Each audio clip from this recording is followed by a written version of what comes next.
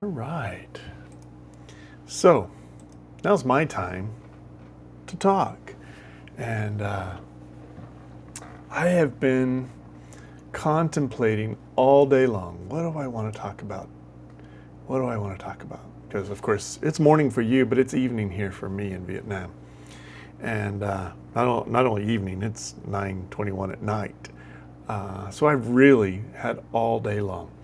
And so I'm going to tell you about my day a little bit, and it'll segue into what I want to talk about.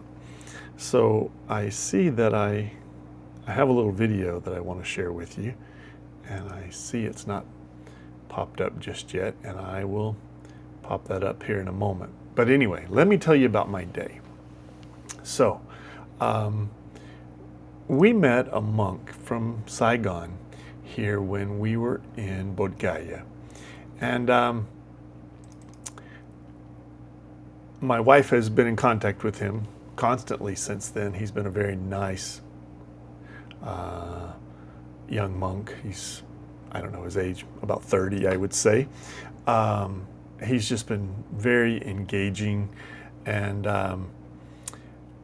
just a pleasant soul. And so the day after we left Bodh Gaya, they had a international Tripitaka chanting ceremony that was going to start the very next day and last for about a week. And so they received a very nice copy of the Vinaya Pitaka that was given to them, and it's all in Pali. Just a little bit of it's in English, the introduction, and some other stuff is in English. And he doesn't read English or Pali at all. I read only a little bit of Pali, but clearly I read English. And so he messaged my wife and said, "Hey, would your husband like this?" And so she asked me, and I'm like, "Of course I would." So he brought me this beautiful wrapped version. I unwrapped it today earlier when he gave it to me. But it is just absolutely beautiful copy of the Vinaya Pitaka. Anyway, so to make a long story short, he had contacted us and said, "Hey, let's meet up." One of the things that I had been meditating on and kind of hoping for when I was in Bodh Gaya was that I would find an opportunity for me to have my own temple in Vietnam.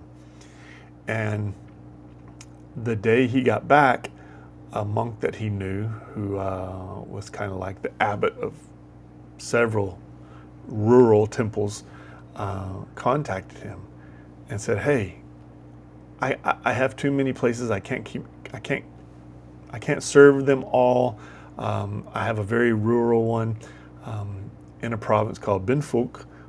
That's about 2 provinces away from where we are here in Saigon. If you want to come take a look at it, I'd be happy to give it to you. I'll just deed it to you, and it can be yours. You can run it." So he says, "Okay, well, how about I go take a look at it?" And so he called us up and said, "Hey, do you want to go with me? We'll take a look at it." So that's what we did today. We had a car take us with another family of devotees that he knows. And we all went to Binh Phuoc. We stopped at 3 different temples today, plus the one that he went to take a look at that was kind of out in the countryside, kind of tucked behind a rubber tree plantation.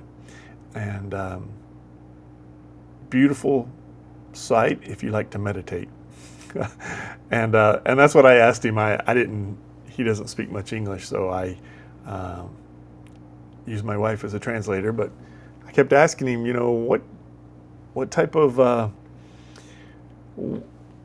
monk are you? Do you just do Pure Land? Do you do kind of the typical Vietnamese eclectic form of Zen Pure Land mix? And I finally got to the bottom of it, that's what he does. He is ordained in the same historical order that most people would know of as like Thich Nhat Hanh is in. Chuk Lam, I think it's called in Vietnamese. And then he also, that's very eclectic with Pure Land. So I got an idea and I said, oh, well, this is a wonderful place if you want to spend time meditating.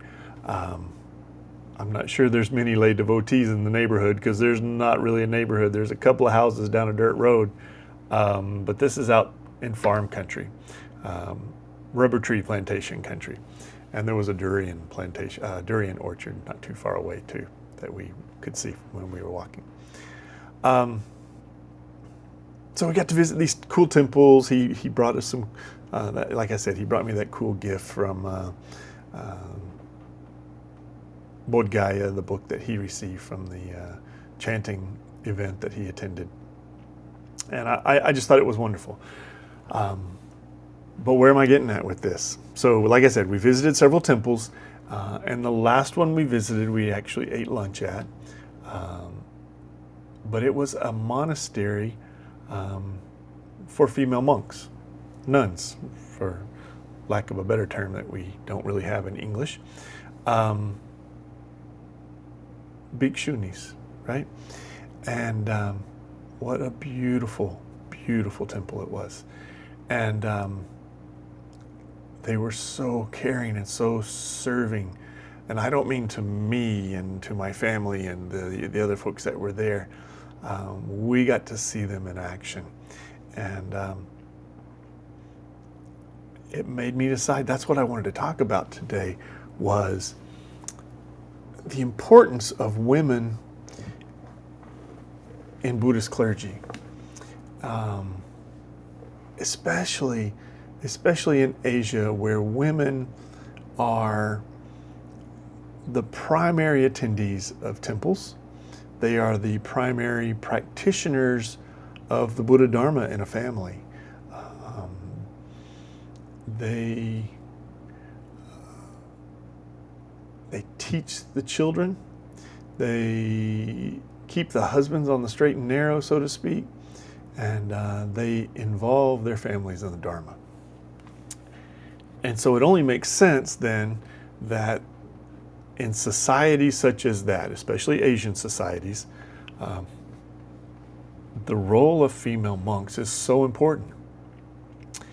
And of all the temples we visited today, this monastery for the nuns was the biggest. It was the most beautiful. But like I said, I got to see the nuns in action. So I want to share something with you here. Let me pull it up. I took a little video. Well, first of all, I'm going to share some photos with you. Just the one thing that stood out to me the most.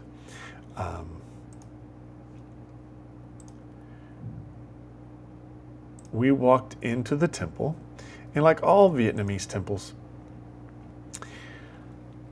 there's a front big Buddha hall, always.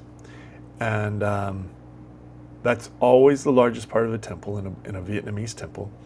And then when you walk around to the back, there's always like a doorway to the back. And when you walk around to the back, that's usually where there are statues of the Bodhisattva Kshitigarbha.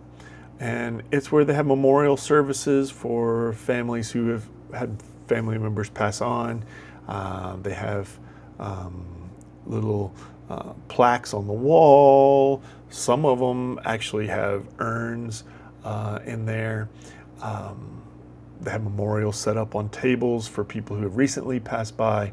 And of course, Kshitigarbha statue in there is intended to, invoke the spirit of passage through the bardo, passage through that transitory period between death and rebirth.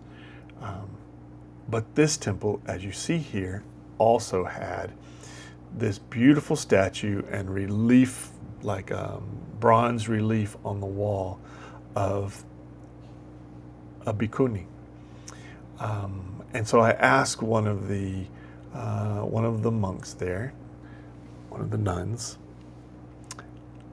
I asked her, I said, Suko, who is this?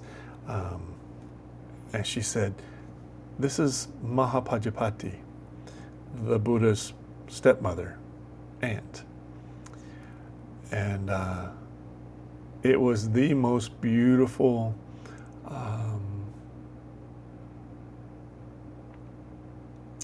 tribute to great women in Buddhism that I had ever seen in a temple. And I took a picture of it, and I took another picture of it from an angle. I'll share that one here with you now too. It just touched my heart. And I decided, well, that's obviously what I got to talk about, because it was,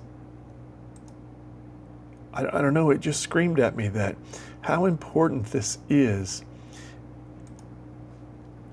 in our religious tradition, that we have devoted, wise female monks who've realized their own awakening and then serve the people. What a beautiful thing that is, and it's not often celebrated as much in other religions, I think. But in Buddhism and here in Vietnam, it just will jump out at you when you go to a temple like this. And so it really got me thinking. It got me thinking about Mahapajapati, who you see here in this picture. It got me thinking about the Bhikkhuni Khema. And I'll tell that story about Khema here in just a little bit. It got me thinking about Kisa Gotami, the great stories of women at the time of the Buddha who became fully enlightened arhats. And of course, this was before the Mahayana tradition, where we believe that the higher calling was service, saving all sentient beings as a bodhisattva. But these women epitomize the bodhisattva spirit. And there were some monks here today that likewise epitomize this bodhisattva spirit. I even took a little video of, there was a family who, if I understood correctly, the mother had passed away. And so the son, a daughter-in-law, a child, and maybe it was another son, I couldn't tell, I didn't ask, they were in a service, were there for memorial service. And one of the bhikkhunis was chanting for them and helping them in their devotion, dedication to merit, whatever it was, chanting for their mother who had passed away. Let me try to share that with you here. It's only about a minute long or so, and it will. Whoop! Let me stop it real fast. I gotta share this. Okay.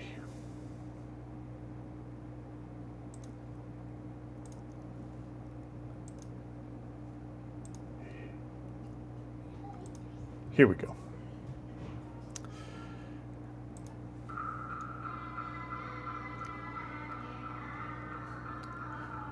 So here you see the gentleman in the white shirt, and it was his family member, mother, I believe.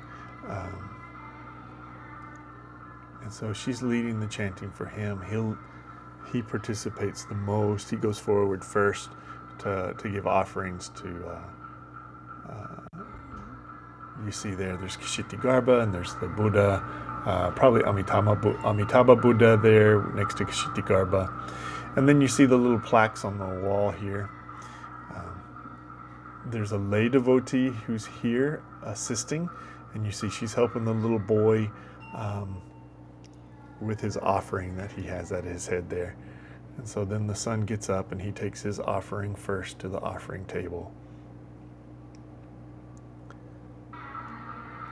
And then they go through another round, and you see the bhikkhuni here chanting for them.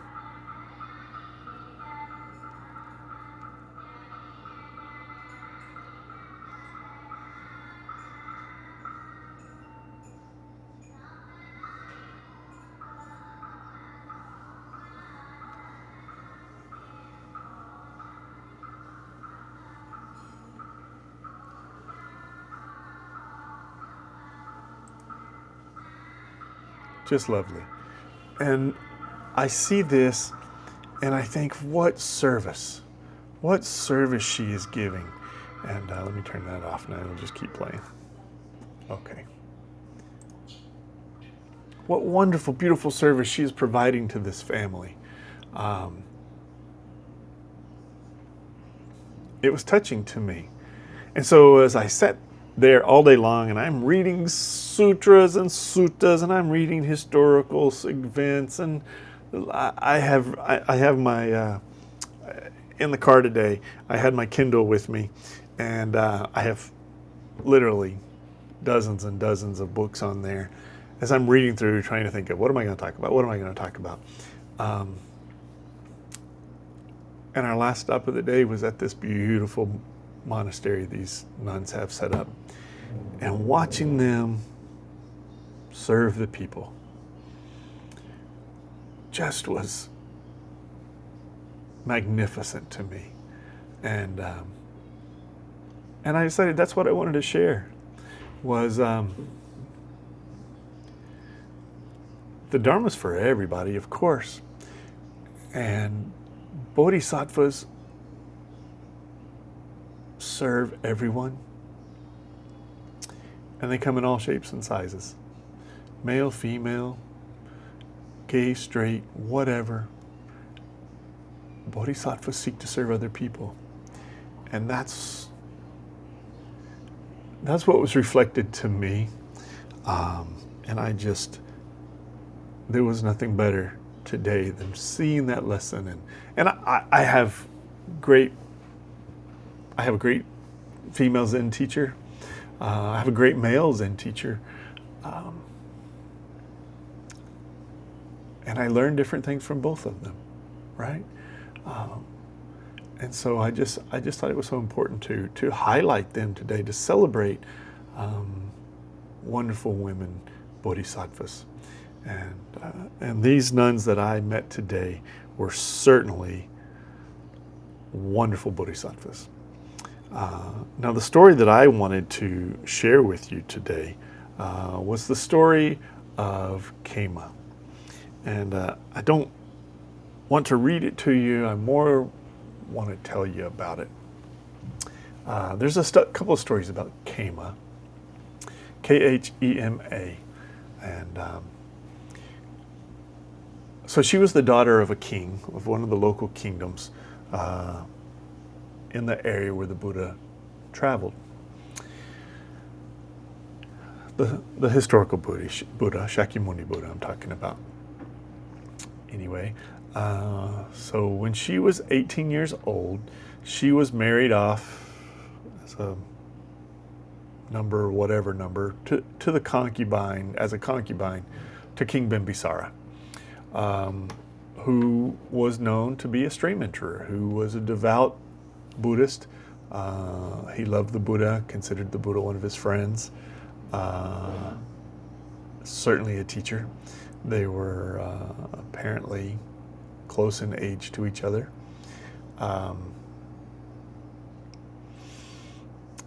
And so Khema, the story says when she came of age, so I don't know if that was 16 or 15 or 18 or whatever, but when she came of age, she was married off to King Bimbisara. And Bimbisara saw that she was a really spiritual, in tune type of person. And so he began to encourage her to go down and visit the Buddha. And she was hesitant because she was known to be very beautiful. And she had heard that the Buddha talked bad about beauty. Of course, the Buddha taught lessons on impermanence, and so he often gave lessons on the impermanence of beauty. And while a young woman might be very beautiful, she gets older and older, and we all get older and older, and wrinkles appear, and the beauty of her hair turns white, and those are the things that the Buddha taught. And so she had heard these things, and she thought, I don't feel comfortable going and seeing this guy. I'm a beautiful young woman, and he's going to talk bad about my beauty. Well, I don't want to go. And her husband, King Bimbisara, kind of brought in minstrels to start singing about the Buddhist teachings and how accepting he was of everyone, and he taught everyone, and blah, blah, blah. And so she finally got up the courage and said, okay, I will go. I will visit. And she went to visit the Buddha.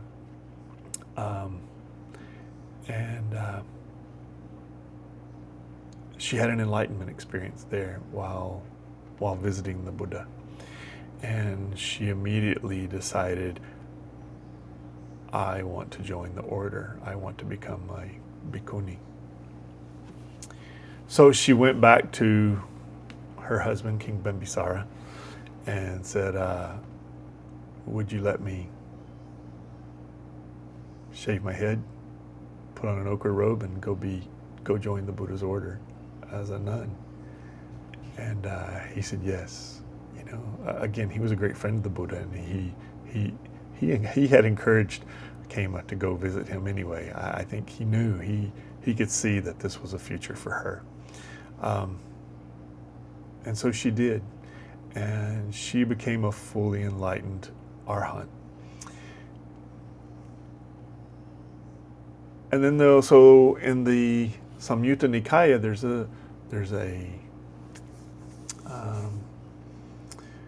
a sutta specifically about her, and I think it's called the Kema Sutta. And so the sutta goes like this: King Pasenadi came, and he was visiting a part of his kingdom. And he asked his ministers, hey, find me a holy man, an ascetic, a sage, someone wise for me to go and visit while I'm here in this part of my kingdom. And his ministers came back after a day of searching and said, hey, Your Majesty, there's nobody around here like that meets your description.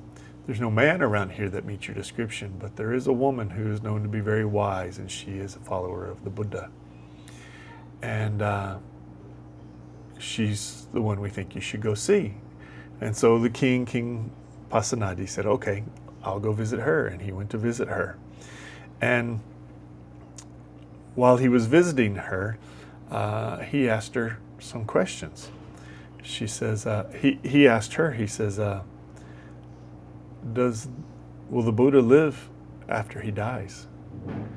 And she said, the Buddha hasn't talked about that. That's not the questions that the Buddha answers. And he says, well, will the Buddha, does he live on eternally? And will he ever be reborn? What happens to the Buddha after he dies? And she says, the Buddha doesn't talk about those things. And then she gave two analogies. She says, Your Majesty, you have wise ministers. Can your wise ministers count and tell me how many grains of sand there are in the Ganges River? And the king said, no, of course not. There's no way to know how many grains of sand there are all along and underneath the Ganges River. So she gave the next analogy. She said, well, let's take a different one then. The ocean is vast. Do you have ministers who can go and start to measure with a bucket how many hundreds, thousands, hundreds of thousands, millions of gallons, buckets of water are in the vast oceans? And the king said, no, there's no way I can do that. There's no way my ministers can figure that out. And she said, so it is with the knowledge of the Buddha. his wisdom, his knowledge, his influence in the cosmos is so great that just as you can't comprehend the number of grains of sand in the Ganges, and just as you can't comprehend the number of buckets of water in the ocean, you can't understand the vastness of the Buddha.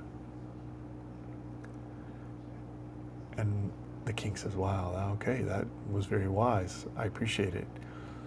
And he left. And he bowed to her, as he would have to the Buddha. He bowed, he circumambulated wise Kema, and he left. And then he went on. A few days later, he came to the place where the Buddha was staying, and he went and asked the Buddha. He says, I met one of your monks, one of your bhikkhunis, and I asked her some questions. I'd like to ask you the same questions. And he asked the Buddha the exact same questions, and the Buddha gave him the exact same analogies. And Pasenadi was like flabbergasted. He's like, wow, what a true follower you have in Kema. Because her words were exactly the same as your words were to me today. And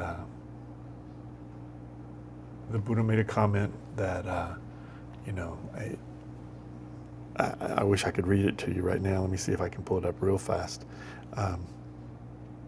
So the Buddha's comment to her then,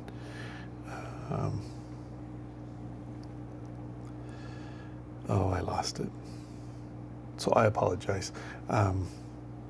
But let me look one more place real fast. It's really worth hearing. Oh, I don't have it in front of me. Like I said, I was reading a ton of things today. But the Buddha just gave a statement about the enlightenment of Kema and how she had realized all things, and that she was chief among the enlightened of his bhikkhunis. And what a wonderful tribute the Buddha made to her in this sutta, in the Samyutta Nikaya. So again, that's the Kema Sutta, Samyutta Nikaya. I think it's chapter 44 if you want to look it up. What a wonderful, wonderful story about Kema, the chief of all of his bhikkhunis. And then, there are several others. There's a collection of gathas or poems by fully enlightened bhikkhunis called the Therigatha in the Pali Canon. And there's some wonderful poems in there. Some of them are just stories. Some of them will make you laugh about how glad they were to get rid of their washing stick and cooking pot and crazy husband or whatever. There are some great poems in there about these fully enlightened women going forth and living the holy life. So if you're interested, I'd really refer you to those. But I just wanted to say, I guess in closing of this Dharma discussion, is the bhikshunis and bhikkhunis that serve the Buddhist communities around the world, but I see it especially here, but we in America as well. The teachers that I have and have had in the past. And you think some of the most popular or famous American practitioners of Buddhism, or Zen, or Vipassana, or Vajrayana, they are women.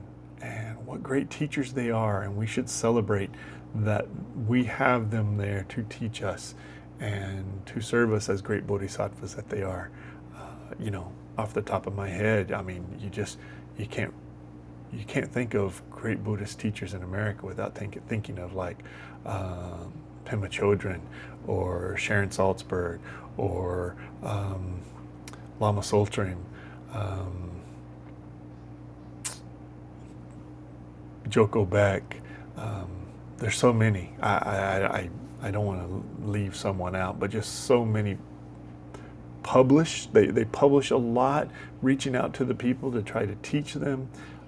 They hold wonderful retreats. They just, you know, that's the bodhisattva spirit that we have in the women that serve our Buddhist communities. And today it really touched my heart seeing these Vietnamese bhikshunis serving the public.